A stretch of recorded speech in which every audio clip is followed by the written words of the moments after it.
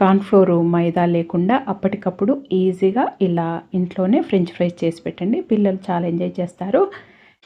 ఇక్కడ నేను ఒక 4 ఆలుగడ్డలు తీసుకున్నాను. పెద్దవి తీసుకోండి. పెద్దవి తీసుకొని వీటిపైన పొట్టు తీసేసుకోవాలి. ఇలా పెద్ద సైజు తీసుకుంటే ఫ్రెంచ్ ఫ్రైస్ అనేటివి చాలా బాగొస్తాయి. ఇలా పొట్టు తీసేసుకున్న తర్వాత ఇప్పుడేం కడగనవసరం లేదండి. ముందుగా వీటిని ఫ్రెంచ్ ఫ్రైస్ లాగా కట్ చేసుకోవాలి. ఇవి పెద్దవి కాబట్టి ఒక 4 ఇలా కట్ చేసుకొని ఇలా కట్ చేసుకుంటే కరెక్ట్గా వస్తుంది. ఇలా చిన్న చిన్న ముక్కలుగా మంచిగా కట్ చేసుకోవాలి.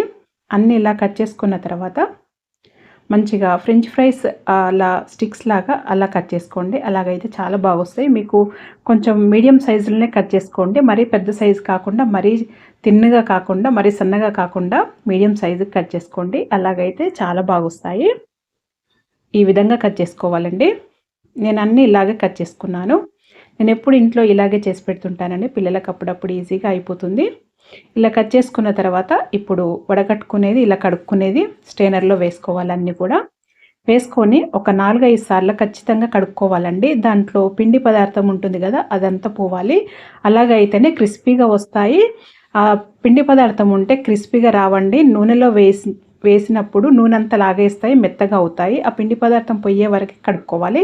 ఇలా కడుక్కున్న తర్వాత ఈ ఫ్రెంచ్ ఫ్రైస్ని ఒక గిన్నెలోకి వేసుకోవాలి. దీంట్లో 1 టేబుల్ స్పూను బియ్యపిండి వేస్తున్నానండి. బియ్యపిండి వేయటం వల్ల క్రిస్పీగా వస్తాయి. ఒక 2 టేబుల్ స్పూన్ల బేసన్ వేస్తున్నాను, శనగపిండి వేస్తున్నాను. వేసుకొని ఒక 1 టీ స్పూన్ ఉప్పు వేసుకొని అంతే అండి. 3 వేసుకొని మంచిగా కలుపుకోవాలి.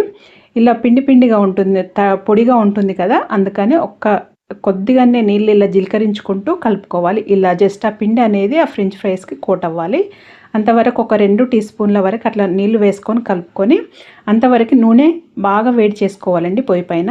ఎక్కువ వేడైన తర్వాతనే ఇవి వేసి ఫ్రై చేసుకోవాలి. ఈ ఫ్రెంచ్ ఫ్రైస్ మనం కట్ చేసుకున్నాక మెయిన్గా మంచిగా కడుక్కోవాలండి. ఆ పిండి పదార్థం అనేది మొత్తం పోతేనే క్రిస్పీగా వస్తాయి. అలాగే ఈ నూనె బాగా వేడైనాకనే ఈ ఫ్రెంచ్ ఫ్రైస్ వేసి ఫ్రై చేసుకోవాలి. అలాగైతే నూనె లాగయ్యవు, చాలా బాగా వస్తాయండి, తొందరగా ఫ్రై అవుతాయి. ఇలా మంచిగా ఫ్రై అయిన తర్వాత చూడండి ఎంత బాగా వచ్చాయో. పైన క్రిస్పీగా ఉంటాయి, లోపటనేమో ఆ ఆలుగడ్డలు ఉడికి చాలా సాఫ్ట్గా ఉంటుందండి. ఈ విధంగా ఖచ్చితంగా ట్రై చేయండి.